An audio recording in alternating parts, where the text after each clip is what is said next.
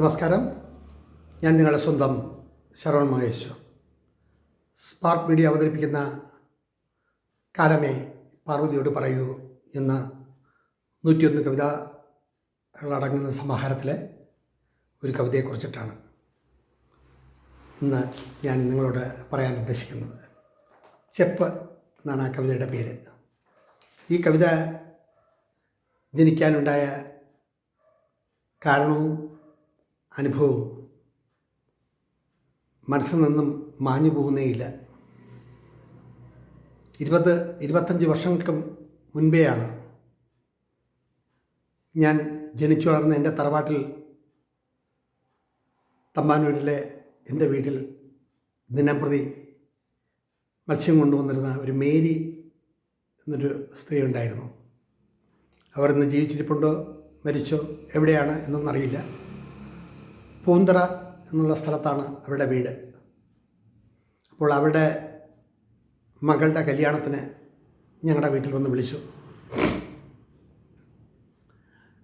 ഞാനും എൻ്റെ ശ്രീമതിയും കൂടി അവരുടെ വീട് തിരക്കി പൂന്തറയിലെ അവരുടെ വീട്ടിൽ ചെന്നു.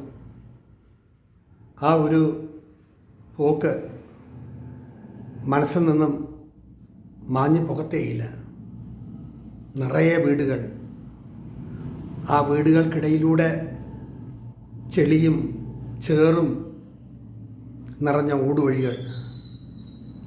വീട് എന്ന സങ്കല്പത്തിന് അപ്പുറമായിട്ട് ഒരു വശത്ത് വൃത്തിഹീനമായിട്ടുള്ള കാര്യങ്ങൾ നടക്കുന്നു, മറ്റൊരു വശത്ത് വീട്ടിൽ കറിക്ക് വേണ്ടിയിട്ട് മഴയും ചെളിയും വെള്ളവും കെട്ടിക്കിടക്കുന്ന ദുർഗന്ധപൂരിതമായിട്ടുള്ള അന്തരീക്ഷത്തിൽ ഇരുന്ന് ഒരമ്മ കറിക്ക് അരയ്ക്കുന്നു.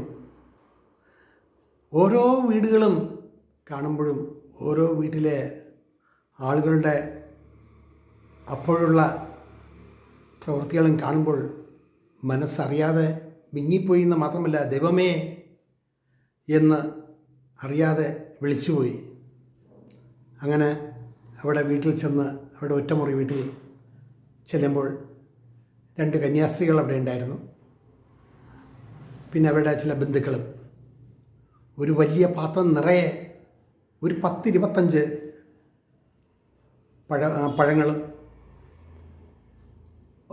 പറഞ്ഞറിയിക്കാൻ വയ്യ. ഓരോരോ പാത്രങ്ങളിൽ അവർ നിറച്ച് വെച്ചിരിക്കുകയാണ്. സ്നേഹത്തോടെ അതിൽ നിന്നും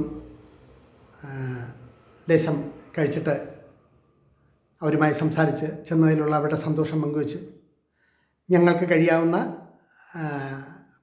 പ്രസൻറ്റേഷനും നൽകി അവിടുന്ന് ഞാൻ ഇറങ്ങുമ്പോൾ ജീവിതം ഇത്ര ഭയാനകമാണോ എന്ന് തോന്നിപ്പോയി എന്ന് ഹൃദയത്തിൽ തൊട്ടാണ് പറയുന്നത്. അത്ര വിഷമം തോന്നി.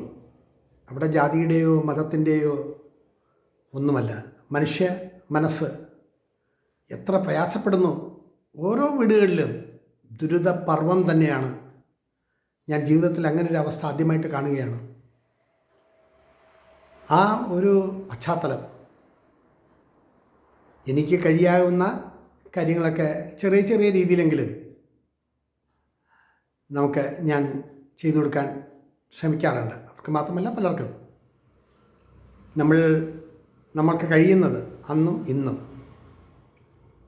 ഇവിടെ ഒരു മനുഷ്യജന്മം എത്ര ബുദ്ധിമുട്ടിയാണ് മുന്നോട്ട് പോകുന്നത് എന്ന് ഒരു പ്രാവശ്യം ആ ഭാഗത്തുള്ള വീടുകൾ പോയി കണ്ടാൽ നമുക്ക് അറിയാൻ കഴിയും. പിന്നെയും അവർ ഞങ്ങളുടെ വീട്ടിൽ വന്നിരുന്നു. കാലങ്ങൾ എത്രയോ കഴിഞ്ഞു. അവരെ ഒരിക്കലും മറക്കാൻ കഴിയില്ല. അവർ ഇന്നുണ്ടോ ഇല്ലയോ എന്ന് പോലും. കാരണം കാലാതീതമാണ് ഓരോ കാര്യങ്ങൾ. നമ്മൾ പലരെയും കാണുന്നു, പിന്നെ അവരെ തിരക്കി ചെല്ലുമ്പോൾ അവരവിടെ ഉണ്ടാവാറില്ല. അങ്ങനെയൊക്കെയുള്ള പല പല അവസ്ഥ. പക്ഷേ അന്ന് അവരെ കാണാൻ ചെന്നപ്പോൾ അവർക്കുണ്ടായ ആ സന്തോഷവും നമ്മളോടുള്ള പെരുമാറ്റവും വളരെ ഹൃദ്യമായിരുന്നു എന്നേ പറയുന്നുണ്ട്. പക്ഷേ അവിടെയുള്ളവരുടെ ജീവിതം എത്ര ദുസ്സഹമാണ് എന്ന് തോന്നിപ്പോയി. ഹൃദയത്തിൽ അതെന്നും ആഴത്തിലേറ്റ ഒരു മുറിവ് പോലെയാണ് ഇന്നും അതോർക്കുമ്പോൾ. അങ്ങനെ ഉള്ള ഒരവസരത്തിൽ നിന്നും എഴുതിയ ഒരു കവിതയാണ് ചെപ്പ്. അതിലെ ഏതാനും വരികൾ ഞാനിവിടെ ആലപിക്കാം. തന്നിലെ ദുഃഖങ്ങളും സുഖങ്ങളും ചെപ്പിലൊളിപ്പിക്കുന്നു, തന്നിലെ ദുഃഖങ്ങളും സുഖങ്ങളും ചെപ്പിലൊളിപ്പിക്കുന്നു. അറിയാ കഥകളും അറിയാ രഹസ്യങ്ങളും ചെപ്പിനുള്ളിൽ സൂക്ഷിക്കുന്നു.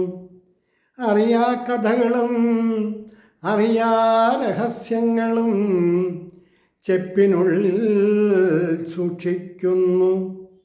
ഒഴുകപ്പെടാതെ കടൽപ്പരപ്പിൽ അലസമായി വലിച്ചെറിയുന്നു. ഒഴുകപ്പെടാത്ത കടൽപ്പരപ്പിൽ അലസമായി വലിച്ചെറിയുന്നു.